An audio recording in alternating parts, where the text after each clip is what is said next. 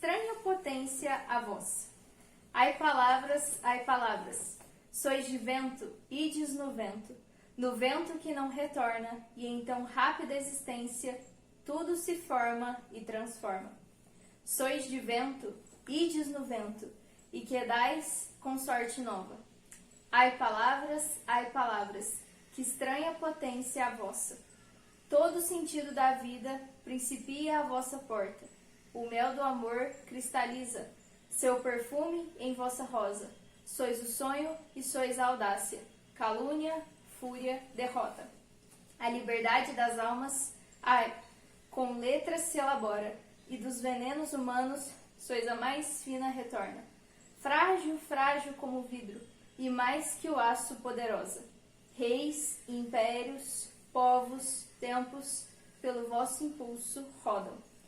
Esse é um poema do Romanceiro da Inconfidência, da Cecília Meirelles, e é muito bonita essa parte em que ela fala justamente sobre o tema da aula de hoje, a palavra, e também sobre a linguagem que nós vamos falar hoje, né? Foi através da linguagem, foi através das palavras que guerras aconteceram, paz foi estabelecida, relacionamentos foram construídos e destruídos, tudo isso através da palavra. Então, sejam bem-vindos a essa aula de hoje. Hoje, o que nós vamos ver? Né, imitando aí a Aline, que eu gostei do estilo de início da aula dela, eu vou imitar. A linguagem como instrumento de manipulação, dominar a linguagem para uma comunicação efetiva e a importância de darmos nome às coisas. Bom, então, a linguagem como instrumento de manipulação. A origem da palavra, palavra, ela vem do grego, né, logos, que tem essa acepção de razão, de pensamento e palavra. Atualmente parece que isso está muito desconexo, né? Nossa, o que uma coisa tem a ver? Pensamento e palavra. Tudo. Por quê? Porque a palavra, ela é a carne do pensamento. Como assim a carne do pensamento? A gente só consegue pensar, a gente só consegue acreditar em alguma coisa, a gente só consegue se expressar através de uma palavra. Pensem, por exemplo, como seria o mundo se nós não tivéssemos a palavra. Imagina se a gente simplesmente não tivesse palavra alguma para se comunicar. Nós seríamos como? Os bichos. Porque é assim que os bichos funcionam. Os bichos, eles não têm palavra para se comunicar. Eles não conseguem expressar seus sentimentos, eles não conseguem passar nada de geração para geração. Porque como é que a gente passa as coisas através de geração em geração? A gente passa através das palavras. Ou através da palavra falada ou da escrita. Mas ela foi fundamental para que a gente pudesse trazer toda essa noção de tradição. Bom, e se a palavra, né, ela é a carne do pensamento, existem muitas pessoas que querem que nós pensemos algo, certo? Se vocês pensarem, por exemplo, vamos pensar aí em Sócrates, né? Sócrates, ele foi aquele cara lá da Grécia que ele chegava e começava a confrontar as pessoas. Não, o que é tal coisa? E aí a pessoa respondia, tal coisa. Mas e aí? E aí ele indo confrontando a pessoa, confrontando, até que ela chegasse num ponto que ela se contradizia. E aí ele virava e falava assim, então. E aí ele apresentava a coisa certa. E foi através da palavra, né, que os sofistas, quem eram os sofistas? Os sofistas eram eles não eram filósofos, né? Eles eram professores de oratória, digamos assim, que tinham ali na época, que eles confrontaram Sócrates e eles não estavam satisfeitos com essa maneira de Sócrates apresentar a verdade. Porque muitas vezes eles queriam manipular as pessoas, manipular justamente através da palavra, através da própria oratória, da retórica. Então, o que eles fazem? Eles condenam Sócrates à morte. Como que Hitler, por exemplo, conseguiu convencer as pessoas? Não foi chegando e botando uma arma. Antes, lógico, depois teve campo de concentração, teve arma, teve guerra, teve força bruta, teve. Mas antes da força bruta teve o quê? Teve a palavra, teve o discurso. Hitler se reunia nos bares, nos lugares antes. Então ele começou a inflamar as pessoas. Ele as inflamava como? Através das palavras. Então até que ele conseguiu subir de posição, assumir cargos de liderança e também convencer as pessoas através do seu discurso, através das palavras, afinal. E quando a gente vê na Bíblia, é óbvio que eu também não quero reduzir a situação a isso, mas quando a gente lê lá o relato da condenação de Jesus Cristo, diz que o pessoal lá, sem ser o Pôncio Pilatos, quem que é o outro? Herodes. Os fariseus, doutores da lei, judeus, esse escribas. pessoal aí. O que eles fazem? Eles... Quando Pilatos apresenta para eles, né? É Jesus Cristo ou Barrabás que vocês querem? E aí os próprios fariseus começam a inflamar as pessoas para que elas escolham Barrabás. E aí então as pessoas escolhem Barrabás. Então também foi através das palavras. Então sempre vai ter alguém querendo dominar o nosso pensamento. E ele vai fazer isso através da palavra. Então se a gente não dominar a palavra, alguém vai dominar para nós. Alguém vai querer manipular a gente através da palavra. Bom, e o que a linguagem faz, né? Ela é um meio da gente conseguir traduzir a realidade para nossa cabeça.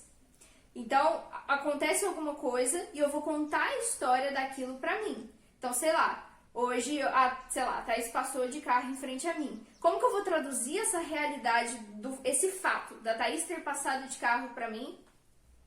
Como que eu vou traduzir isso para minha cabeça? Através dessas palavras. A Thaís passou de carro por mim.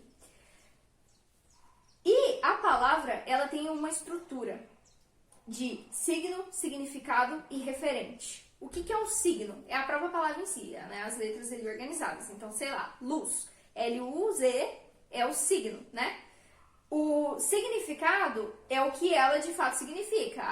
Um negócio, não sei qual que é o significado de luz. Mas aquilo que você pega e vê no dicionário. E o referente, que é a coisa mesmo no mundo. Então, a luz é aquilo que eu aponto, né? Então, ali é a luz, é a coisa mesmo no mundo, a qual eu me refiro. Certo?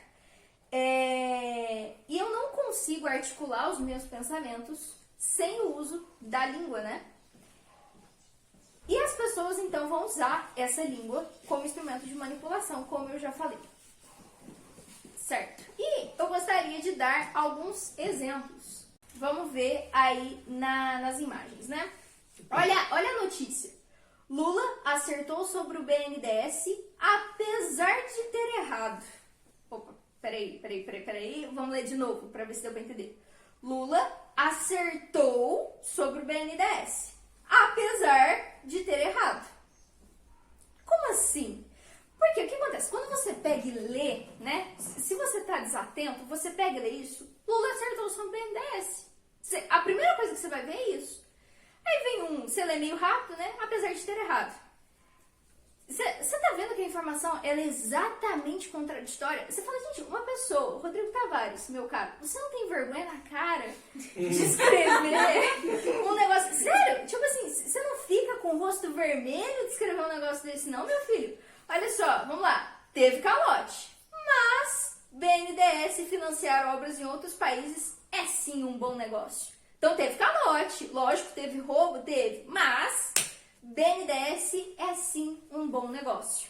Opa, isso não é esquisito, não? Bom, mas de certo foi algum recurso, tal, parará.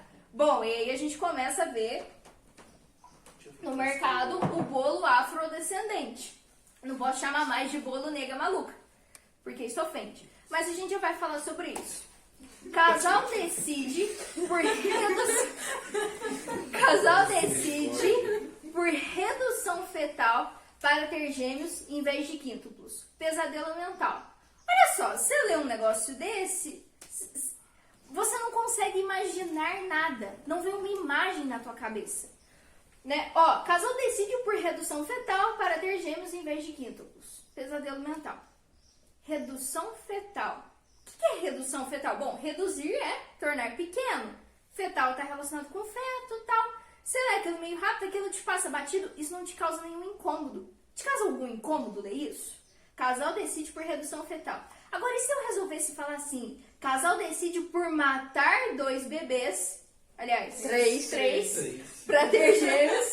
E aqui é aula de palavras, não de matemática, que fique bem claro. Então, casal decide matar 3 crianças para ter gêmeos, em vez de quíntuplos. Pesadelo mental. Opa, Aí ficaria diferente.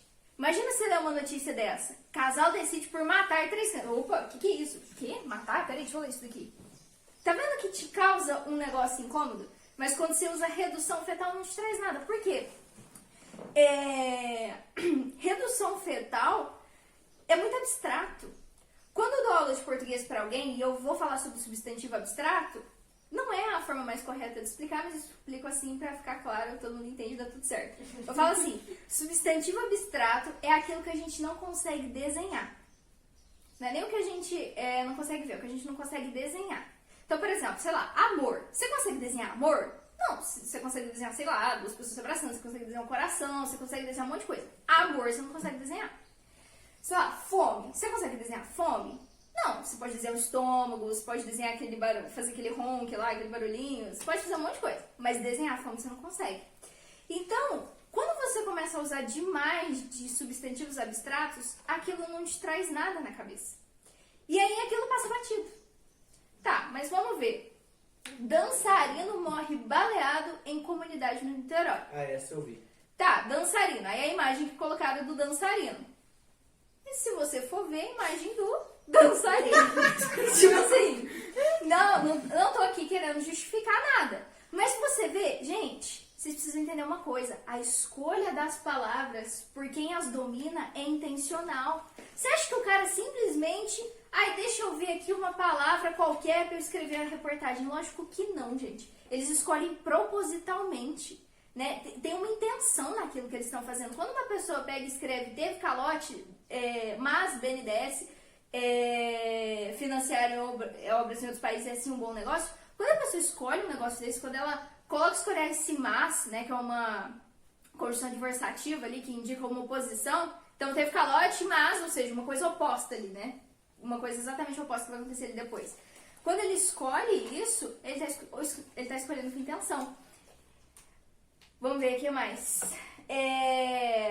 Então, olha só, né? Eles mudam as palavras aqui, daquele cara lá do Peru? Do Peru, né? Aqui, ó. Aqui, ó. Como que era antes, né? Quando ele ganhou. Começou o segundo turno das eleições no país. As pesquisas de intenção de voto indicam empate técnico entre a candidata de direita fulano de tal e o esquerdista Pedro Castilho. Então, eu escolhi chamar ele de esquerdista. Depois eu chamo ele de... Aqui, ó. Tananã, descreve perfil conservador de Pedro Castilho, quando ele começou a dar o golpe. Então, o que eu tô fazendo? Eu tô o tempo todo tentando mudar a realidade. Você entende que a realidade é uma só. O Paulo ter ligado a luz é uma realidade só. Mas eu posso ter escolhido dizer, sei lá, por exemplo... Paulo... interrompeu a escuridão. Entende? Que eu posso contar aquela história. Tem uma frase que diz o seguinte: a substância da vida humana é a narrativa. Ou seja, a vida humana é uma história que a gente conta o tempo todo. E a gente precisa escolher as palavras certas para contar essa história. A gente precisa escolher as palavras que mais se aproximem da realidade. Porque entre a realidade e a nossa cabeça, como eu disse, existe essa ponte. E eu preciso fazer com que fique cada vez mais próximo a realidade que está na minha cabeça. Quer dizer, a realidade que está fora de mim e a minha cabeça. E eu vou fazer isso através da palavra. Outro exemplo aqui. Sobre censura, Venezuela vive apagão informativo.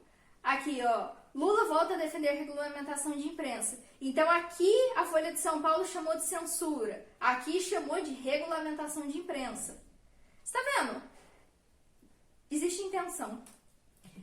Aí esse daqui é o trunfo, né? Esse daí foi o melhor de todos. Economia dá sinais de despiora. O que é a despiora, meu Deus do céu? Bom, então o que aconteceu, né? Governo Bolsonaro, aconteceu uma melhora na economia. Eu sou jornalista de um veículo de esquerda. Eu posso elogiar o governo? Em tese, poderia, né? O que eu teria que fazer como jornalista? Primeiro que, em tese, o jornalista... Eu não sei se isso daqui é uma notícia, né? Então, em tese, a notícia ela tem que ser imparcial. Em tese, o cara não pode dar a opinião dele. Ele simplesmente ele tem que relatar o fato. Relatar a realidade. Que é fora dele. Que existe, que tá ali. Né? Bom, mas então, ele precisa relatar uma coisa que ele não quer. Por quê? Porque ele é de esquerda e ele não pode elogiar o governo Bolsonaro, por mais que seja um fato que está ali acontecendo. Então, o que ele fala? Eu não posso colocar a palavra melhora. Economia dá sinais de melhora, economia dá sinais de ascensão. Por quê? Porque tudo isso traz uma imagem pra mim, de fato, de coisa boa. Eu leio isso e falo, poxa, que bom, né? Que coisa boa. A economia, ela melhorou.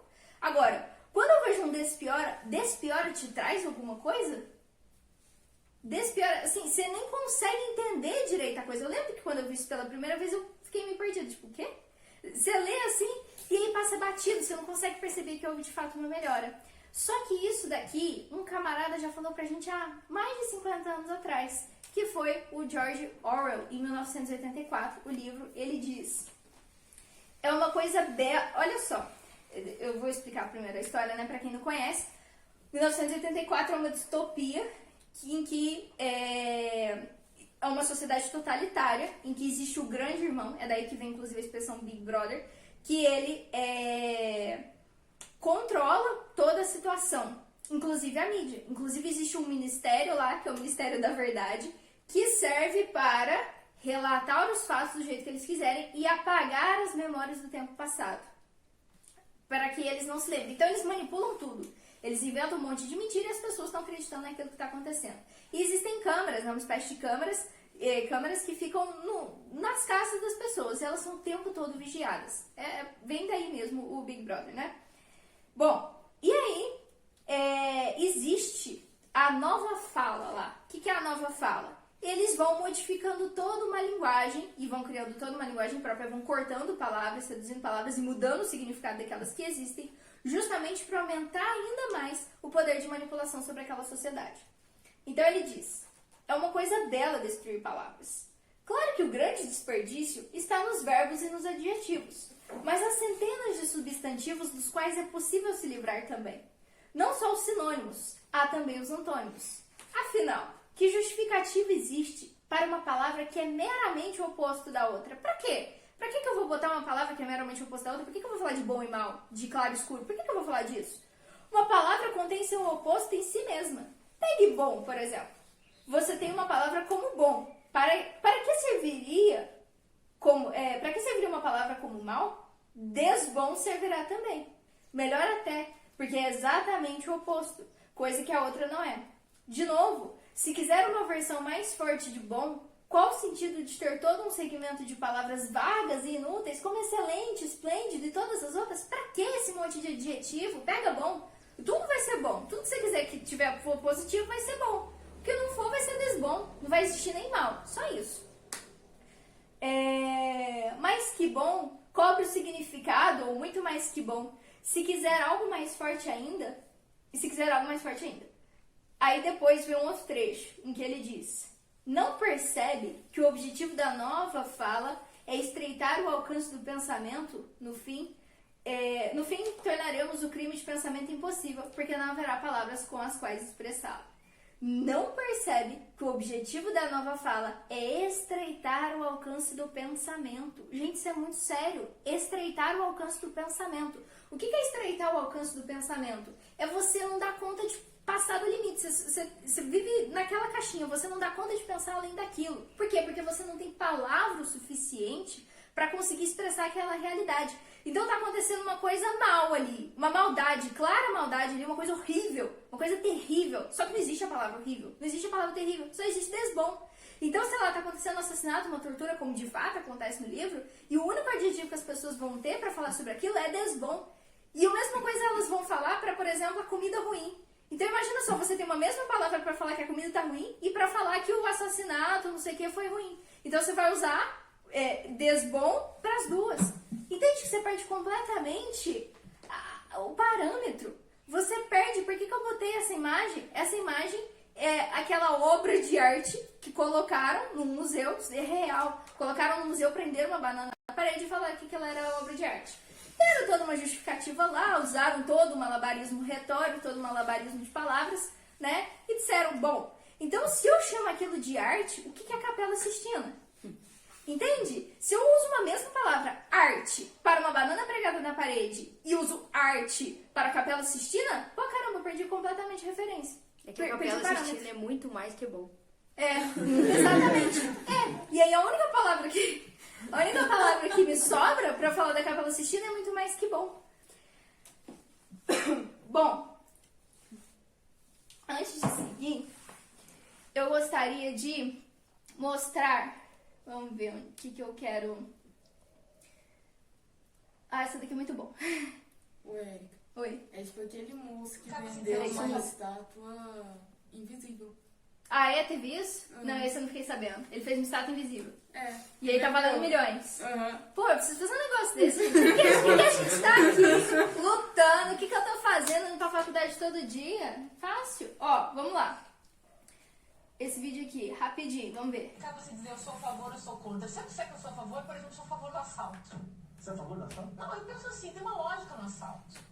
Eu Uma não lógica sei no se assalto. está Eu não tenho uma coisa que eu preciso, eu fui contaminado pelo capitalismo, ou assim, eu começo a pensar do ponto de vista da inversão. Eu não vou falar em termos do que eu sou a favor, porque assim, tem muitas coisas que são muito absurdas. Se você vai olhar a lógica interna do processo, você vai dizer, sabe que isso seria justo dentro de um contexto tão injusto?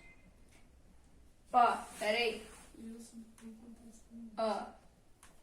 Tem muitas coisas que são muito absurdas. Se você vai olhar a lógica interna do processo, você vai dizer, Se você for olhar a lógica interna do processo do negócio que é justo no injusto. Tá vendo que ela pegou um negócio... Você fala assim, o que essa mulher tá falando, né? Quem que é? Essa é a Márcia Tiburi, a nossa filósofa. Bom, o que ela tá falando, né? Eu sou a favor do assalto. Soltou uma bomba. E aí o que ela vai justificar? Ela pega a palavra proibida. Não sei o quê, porque o capitalismo. Pronto, ela já conquistou o coração de todo mundo que é contra o capitalismo. Pô, você quer saber? Tem sentido aí o que essa mulher tá falando, né? O capitalismo é selvagem, o capitalismo é tão ruim. Então, ela pega uma palavra ali, que é a palavra proibida, justifica aquilo e depois ela joga a lógica interna do processo, não sei o quê. E aí, quer ver? Outra, olha aqui. Ó. Feminista para defender nada na sua vida. Se você escolher esse nome, é uma questão pessoal, você não precisa se prender aí. O feminismo em si, o que quer dizer? Ele quer dizer igualdade de oportunidades, de direitos sociais, tanto escritos no papel quanto na sociedade como um todo. O feminismo em si existe em diversas linhas. Você pode achar aqui encaixa com você, isso é o comentário geral também. Eu não concordo com que todas as linhas fazem, com que todas as mulheres se dizem feministas fazem ou dizem que o feminismo é. Inclusive, muitos feminismos não incluem o homem. Então, você pode achar dentro dessa palavra, que quer dizer essa igualdade, que eu imagino que você concorde, o que faz sentido pra você. E ele é um jeito extremamente legítimo de ser feminista, independente de ser mais comum, menos comum, mais aceito ou menos... Você pega o feminismo e você escolhe o que ele é pra você. Opa, peraí, que isso é muito mais grave do que parece. Então, peraí, eu digo e falo, eu começo falando, o feminismo é igualdade de gênero. Ela soltou essa lá no começo, é igualdade de não sei o que, igualdade de oportunidade, sei lá que foi que ela falou. Mas existe, o feminismo também serve para várias linhas e não sei o que, não sei o que. Você vê que ela começa a se embolar e assim, parece que ela tá falando um negócio com muito sentido. Mas a real é que ela não tá falando nada, se for parar pra ver. Ela não tá falando nada. Por quê? Uai, pra que serve uma palavra? Né? Ela serve para criar conexão. Então, por exemplo, eu quero falar sobre fome. Fome é uma coisa que todo mundo sente. Então, eu preciso de uma palavra que seja universal e que todos entendam, aquela sensação. Então, olha que louco, eu escolho uma palavra em que todo mundo vai entender aquela sensação. Então, eu consigo me comunicar. Agora, se eu solto uma palavra no ar, feminismo, e cada um entende do jeito que quiser, então, pô, ela não serve pra nada. Porque se ela não serve pra definir algo, pra que ela serve? Entendeu? Ela não tá cumprindo o papel dela ali de gerar conexão ali com as pessoas. Porque se bem, feminismo pra mim é uma coisa, feminismo pra você é outra, como é que funciona? E aí ela fala, aí depois o feminismo vai e pega várias linhas e não sei o quê. Entende que como é que feminismo... ele aborda tal linha, tal linha. Como é que ele pode abordar uma mesma linha que pensa uma coisa e a outra que pensa exatamente o oposto? Entende? Aí olha só, vamos ver, ela continua aqui. Mas a palavra em si é isso que ela quer dizer e é isso que ela traz. E é uma palavra também que junta no final, em algum momento de necessidade, todas essas linhas, caso precise, independente das diferenças. Caso em momento de necessidade, ela mesma falou, caso em momento de necessidade, ela vai juntar todas as linhas. Então, se eu digo assim, eu sou feminista, mas eu só quero direitos iguais, só quero essa parte aqui, ó. O resto do combo eu não quero, eu só quero eu só quero a parte de direitos iguais. A parte em que elas dizem que é a favor do aborto, não, essa é outra linha. Mas, em caso de necessidade, essa palavra vai reunir todas as outras. Ela que tá falando. Parte em comum. É que nem eu tenho minha vida, você tem sua vida, nós somos dois brasileiros, porque nascemos no Brasil. O que isso quer dizer? Mais ou menos, não é uma comparação tão boa, mas é isso. Então, pra terminar... Também não foi nem uma comparação boa. Mas aí cada um pode achar o feminismo que faz sentido pra você. Cada um pode achar o feminismo que faz sentido pra você. Então tá bom. Sigamos. Tá.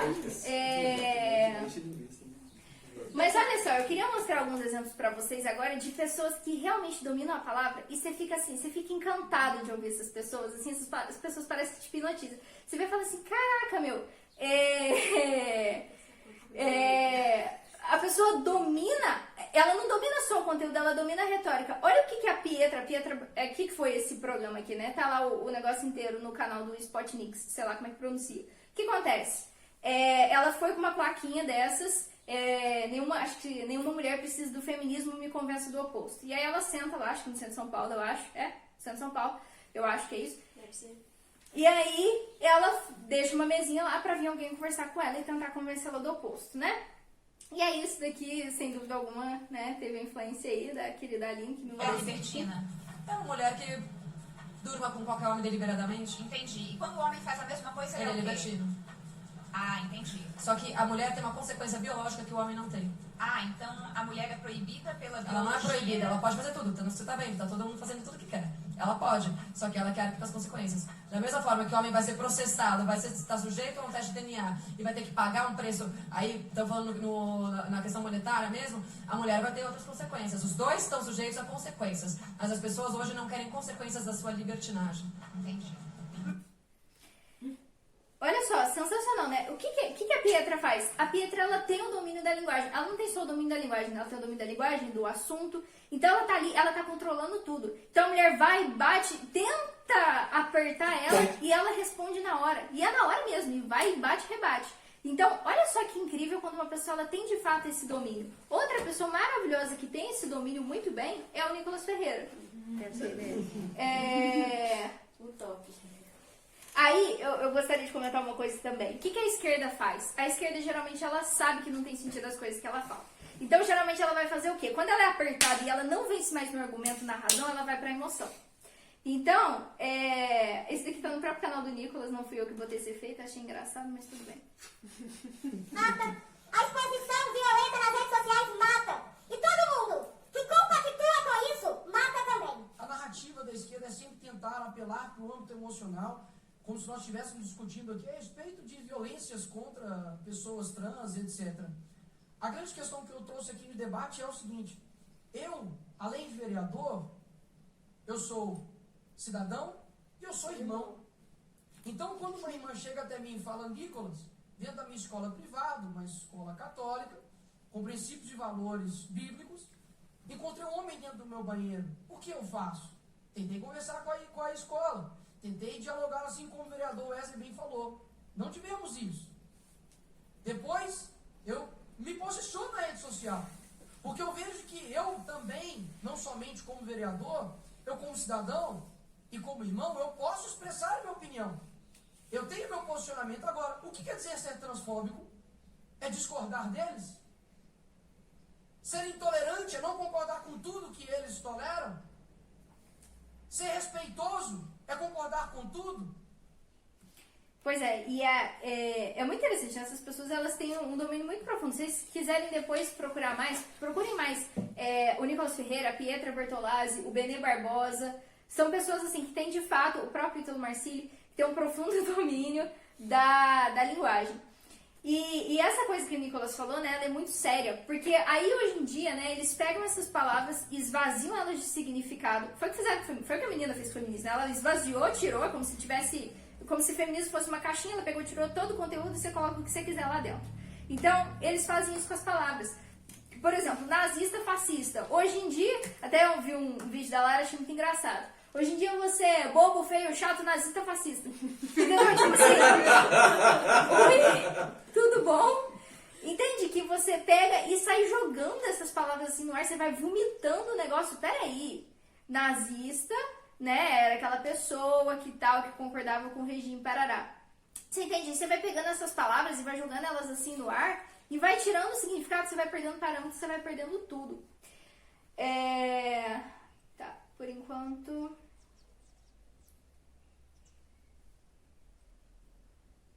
Deixa eu ver. Eu vou falar sobre isso daqui também agora. Minas. Peraí, antes, eu vou explicar aqui isso. Existe uma técnica, tem um livro do Schopenhauer que ele chama 38 razões para se vencer um debate sem ter razão. E aí, uma das formas é a falácia do espantalho. O que é a falácia do espantalho?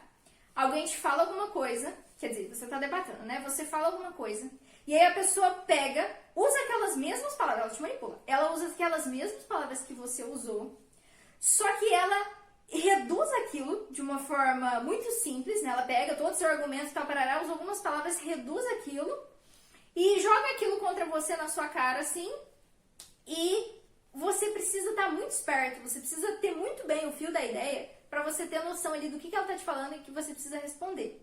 Então, olha só isso na prática, né? Falar isso Explorando muito. Então, Dessa aí a prova. gente está falando de uma questão. Eu sou antifeminista, autodeclarada há alguns anos, e eu sou completamente contra qualquer tipo de assédio, tá? De homens contra mulheres e de mulheres contra homens. Então, voltando ao cerne da questão, que é, pra que te serve o movimento feminista? É pra nada. Por que a gente não se movimenta? Já existe isso, né?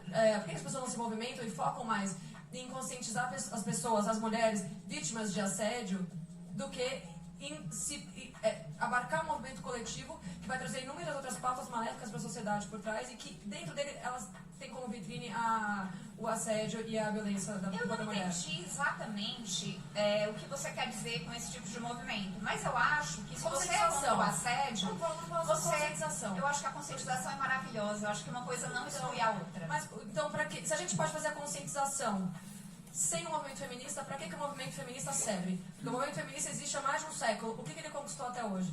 Ele conquistou muitas coisas. Tipo o quê? Ele conquistou uma consciência de que a gente é discriminado em várias situações. Ele Mas fez você acha que isso é movimentos verdade? para Você acha que a acolhimento mulher é de mulheres. discriminada? Não é que eu acho, né? A gente falou sobre isso várias vezes. A mulher não tem o direito de estar dentro do ônibus e não ser assediada. Ela tem esse direito. É uma questão cultural, uma questão de educação da nossa nação, na verdade mundial, né? Porque existem vários lugares do mundo. Então, peraí, se eu sou assediada no ônibus, a culpa é minha porque eu fiquei do lado de uma pessoa mal educada? Ó, espantalho. Ela criou espantalho. Foi isso que a Pietra falou? Não foi isso que a Pietra falou. Porque a gente tem um problema cultural e de educação da sociedade. Homens... Pietra, muito sábia, dominando o que ela estava falando, dominando a linguagem, dominando a arte da retórica, da oratória, prestando atenção em tudo, responde. E ela não fica por baixo. Entende? Então, é por isso que a gente precisa... Esse é o motivo, um dos motivos pelos quais a gente precisa dominar a linguagem. Porque se a gente não fizer, alguém vai fazer conosco. Vai fazer por nós, aliás. Mas existe também um segundo motivo, né? A gente domina a linguagem também para uma comunicação efetiva. Por quê? Justamente porque o que eu estou fazendo? Estou me comunicando com vocês, o quê? Através das palavras. Bom, então eu vou usar isso. Eu uso isso o tempo todo. Eu falo, tá bom, Érica, tá, agora eu vou ver, vou prestar atenção mais nas notícias do jornal, tá, mas tudo bem. Eu tô ali na minha vida diária, cotidiana, tô ali pegando ônibus, tô ali no trabalho, tô ali escrevendo no WhatsApp, tô ali falando com os meus pais, tô ali falando com os meus amigos. E aí? Bom, a linguagem tá aí o tempo todo. E eu preciso ter uma comunicação efetiva com essas pessoas. Eu preciso saber escolher contato as palavras que eu vou falar para elas. Então, o que uma comunicação de má qualidade ela traz, né? O indiferentismo, desconfiança, acusação, distração.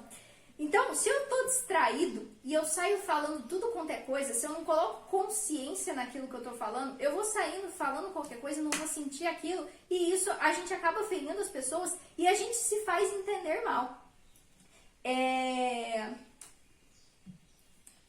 Isso daqui eu falo depois. Ah, sim, uma coisa muito interessante, né? Que eu vi isso numa aula da Lara e eu falei assim, nossa, isso é realmente, né? diferença entre o verbo ser e estar. É engraçado, às vezes eu olho pra Thaís e falo assim, nossa, como você tá linda. Ela vira e fala pra mim, fala assim, não, você errou o verbo. Eu não estou linda, eu sou linda.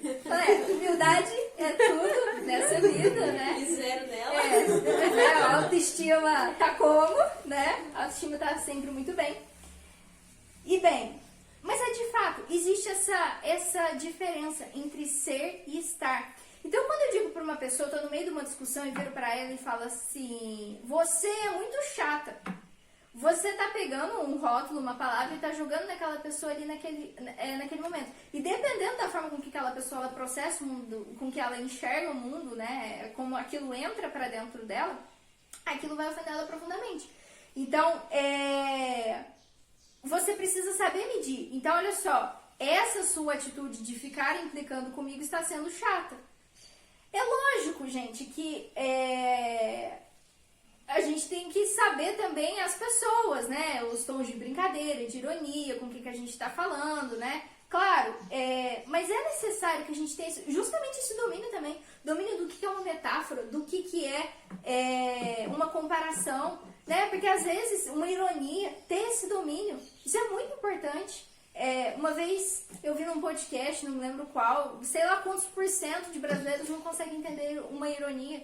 Isso é muito sério, porque aí também, quando a gente não entende a ironia, fica muito mais difícil a comunicação. Bom, deixa eu pensar uma coisa aqui. Olha só, tem um trecho de uma live do Ítalo aqui que eu vou colocar, que é muito engraçado, ele imitando. Oi? Nada.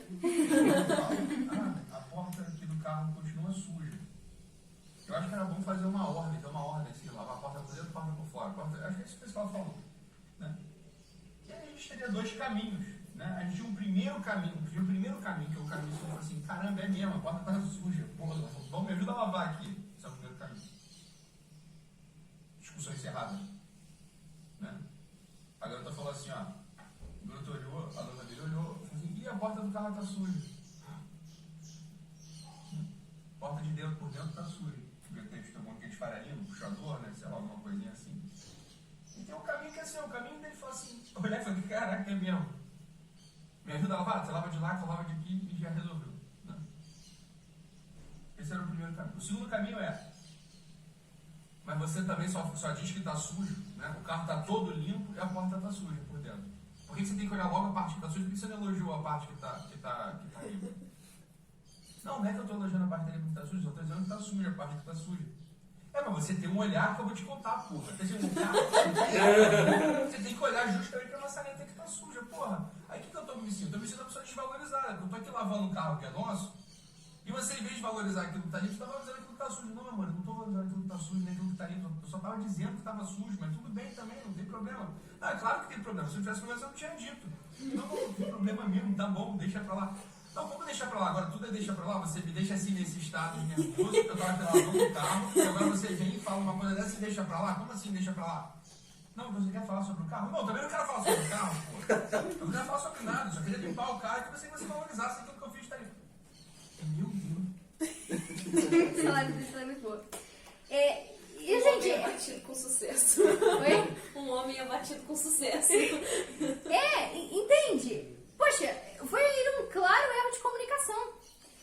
É necessário que a pessoa ali tenha o domínio da linguagem e veja, não, ela só tá me falando que o carro tá sujo. É só isso, o carro só tá sujo. Bom, e por que também é importante eu dominar a linguagem para me comunicar bem? Porque nós nos comunicamos entre nós e a forma como nós nos comunicamos com Deus também é através da palavra.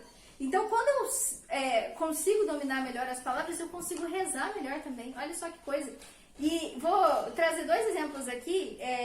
Claro que, assim, de certa forma, é um detalhe, assim, né? Não que isso vá, né? Você vai pro fogo do inferno, não.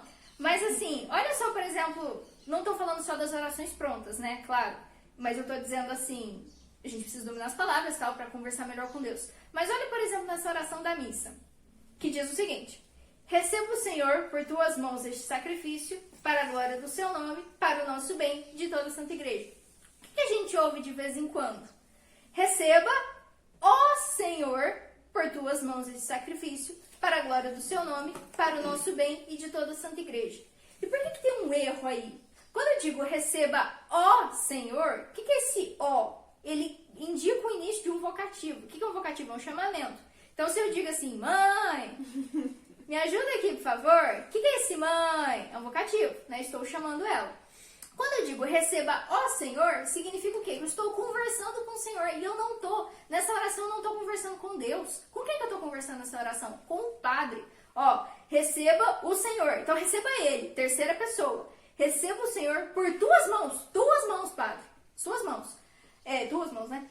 Este sacrifício para a glória do seu nome. Seu indica a terceira pessoa, glória de Deus. Seu nome para o nosso, primeira pessoa do plural, ou seja, o nosso igreja, nosso bem e de nós que estamos ali, né? E de toda a Santa Igreja no geral.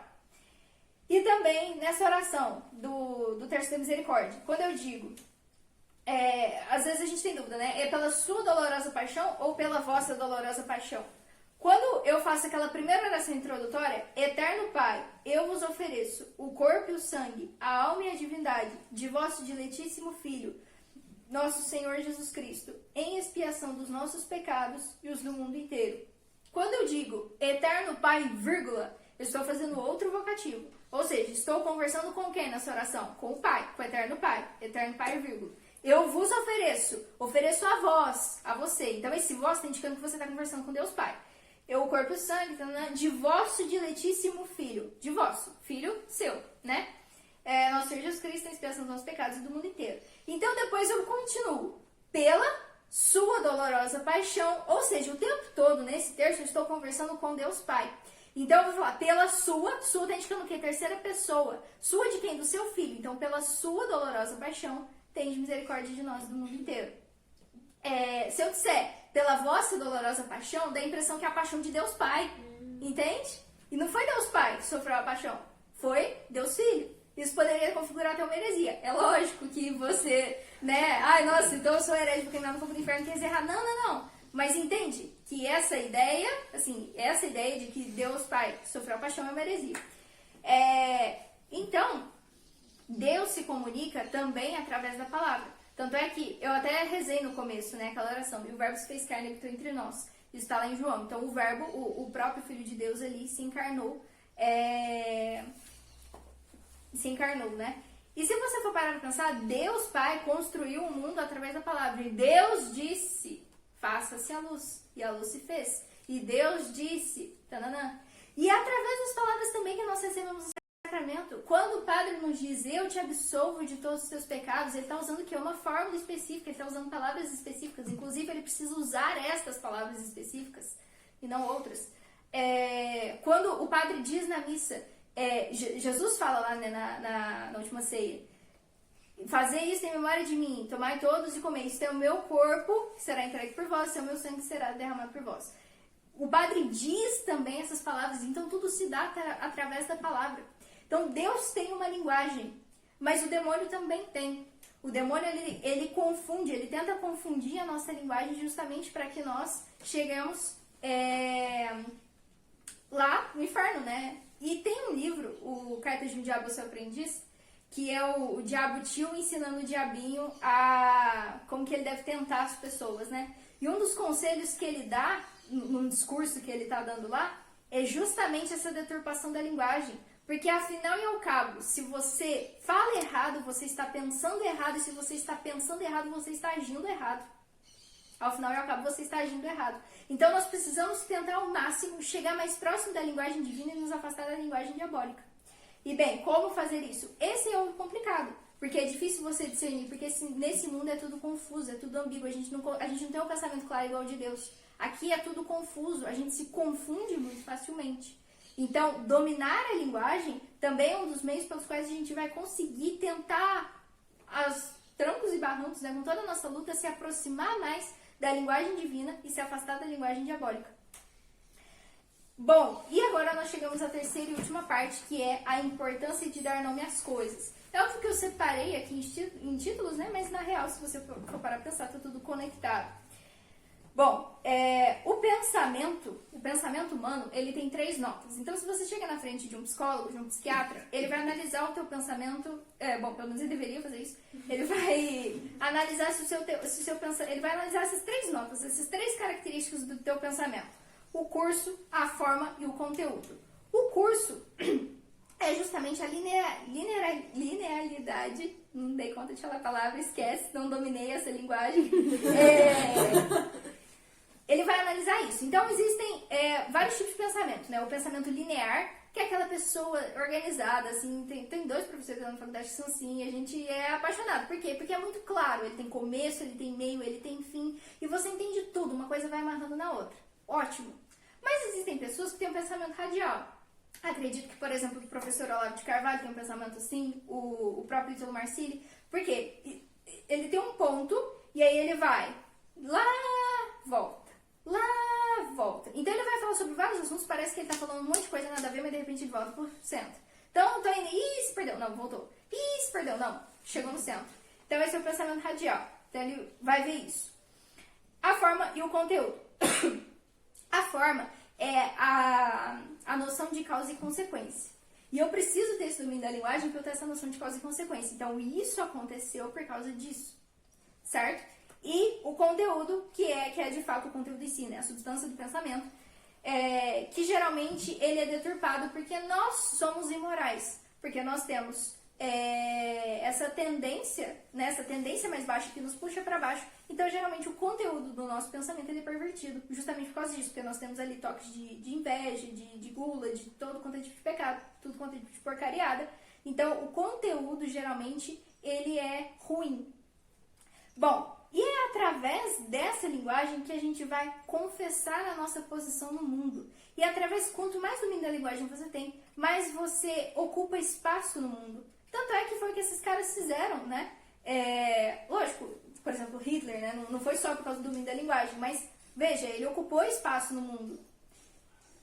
E nós usamos isso também na confissão sacramental. Não só, né, quando nós estamos diante de um padre, quando nós estamos diante de um psicólogo, a gente usa essas palavras pra dizer, e é preciso dizer, gente, tipo assim, por mais louco que isso pareça, é necessário que você diga, tipo, eu fui, sei lá, soberba aqui nessa situação, eu fui desatenta, eu fui impontual. É necessário que a gente diga, que a gente confesse essa nossa posição do mundo, porque é a partir daí que a gente vai curar aquilo. É necessário que o paciente diga ao médico o que é que está acontecendo. Aí, né, nós temos a galera aí da área da saúde. É necessário que a gente diga o que tá acontecendo para que aquilo possa ter nome, para que possa ter de fato uma existência ali concreta e aquilo possa ser curado. Né? Enquanto você não descobre o nome da doença, você não consegue tratar. Então, ao final e ao cabo, você saber dar nome às coisas é fonte de cura. E em que situações a gente faz isso? Em todas. A gente precisa lembrar que nós temos um lado animal em nós. Então, ou seja, nós temos uma parte biológica, né? Nós sentimos fome, nós sentimos sono, nós mulheres temos TPM, e tudo isso nos afeta com certeza as nossas ações no mundo. Então, foi engraçado, uma vez eu falei para uma amiga veio desabafar uma situação comigo, e aí, toda uma situação assim, não sei o que, eu virei pra ela e falei assim, você tinha chegado de viagem, né? Você tava com sono? Você tava com fome? Você tava na TPM? E aí, tipo assim, ela me olhou com uma cara assim, tipo, como se eu fosse, assim, como se tivesse descoberto a América, e ela fala pra mim isso até hoje, tipo, nossa, eu analiso isso até hoje, faz muita diferença. Gente, porque você precisa dar nome. Eu estou realmente com raiva agora, ou isso daqui é só fome, daqui a pouco como, passa, né? Às vezes isso acontece muito irritado com uma pessoa, eu vejo que, né, só fome, daqui a pouco passa, né, tô na TPM, deixa quieto, só me deixa em paz. Por quê? Porque isso é real. Essas nossas sensações, fome, sono, tudo isso, mexe com a gente, né? E mexe com a nossa ação no mundo. Então a gente precisa verificar isso.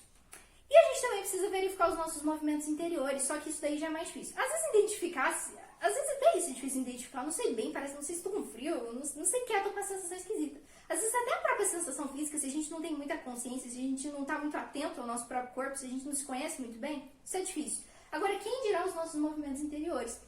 Então, é pra isso, gente, que eles são sensacionais, são maravilhosas, as obras, as boas obras, os bons filmes e os bons livros. Porque lembra que eu falei sobre o substantivo abstrato? O que eu falei? Que o substantivo abstrato é aquilo que eu não consigo desenhar. Aí eu vou, gula. Eu consigo desenhar gula? Caramba, eu não consigo. Sei lá, hipocrisia. Eu consigo desenhar hipocrisia? Eu não consigo. Então, como é que eu vou fazer para identificar a hipocrisia dentro de mim se eu não consigo desenhar, se eu não consigo ver? Se eu sou um ser humano e que eu preciso de coisas materiais? Bom, então as grandes obras, os grandes autores, as pessoas sensíveis vão pegar isso e vão conseguir traduzir isso pra gente de uma certa forma através da arte. E é isso que, por exemplo, no livro Hamlet, ele faz com a vingança. Ele mostra, por exemplo, o moço lá, o próprio Hamlet, né? O tio dele mata o pai, né? Pra assumir o trono. E ele quer se vingar. E aí ele pega, entra no quarto do tio, se esconde através de uma cortina.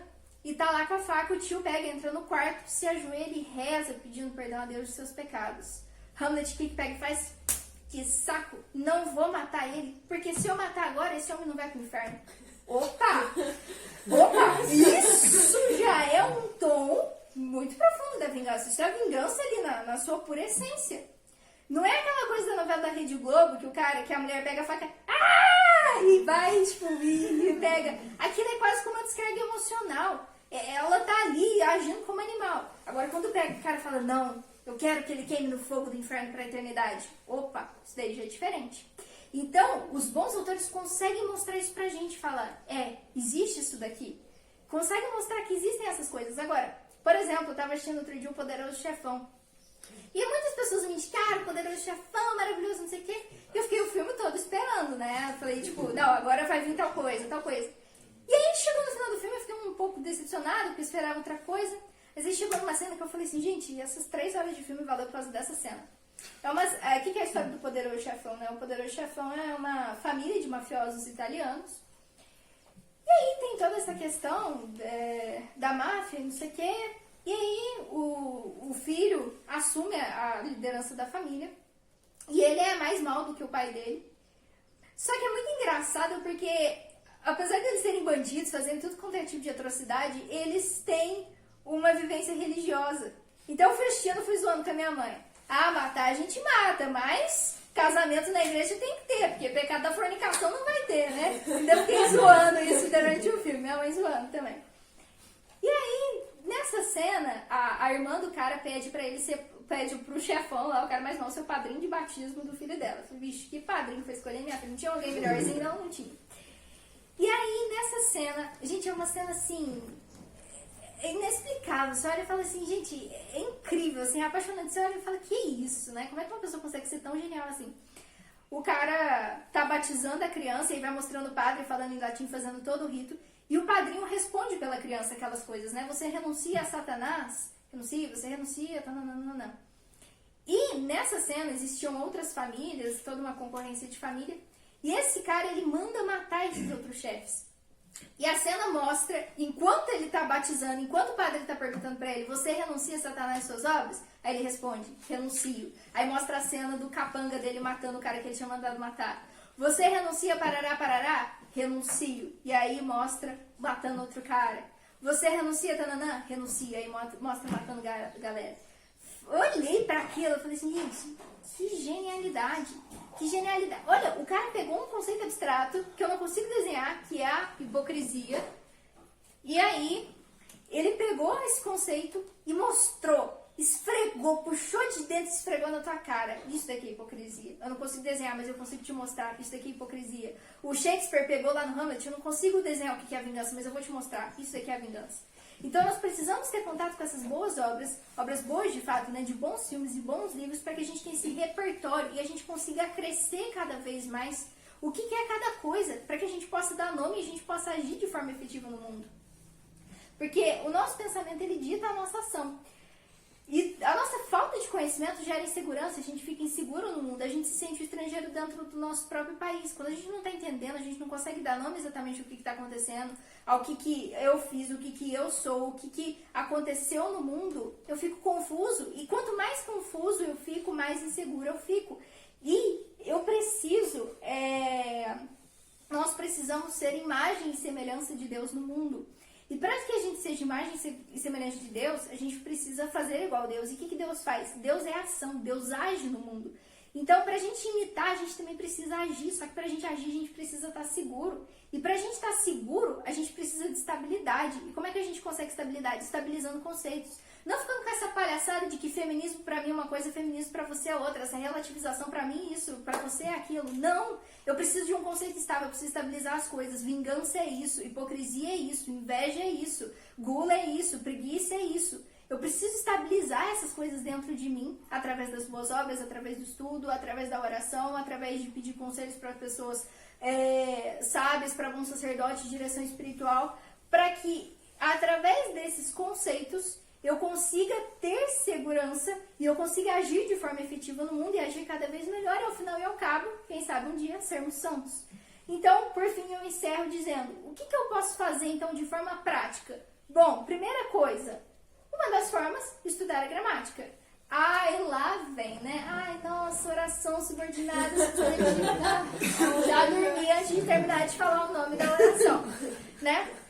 Gente, é necessário, de fato, que nós estudemos a gramática. O que é a gramática? É a sistematização dos fatos da língua. Então, eu pego, como se eu tivesse um guarda-roupa bagunçado, eu consigo encontrar as coisas lá? Eu consigo encontrar roupa de forma fácil quando as coisas estão desorganizadas? Eu consigo entender aquele guarda-roupa quando ele está bagunçado? Não. Então, o que eu faço? Eu organizo, olha, aqui vai ser meia, aqui vai ser blusa, aqui vai ser sapato. Eu pego e organizo o negócio. A gramática faz isso. Ela organiza tudo, ela organiza, sistematiza os fatos da língua, né? Obrigada, Paulo.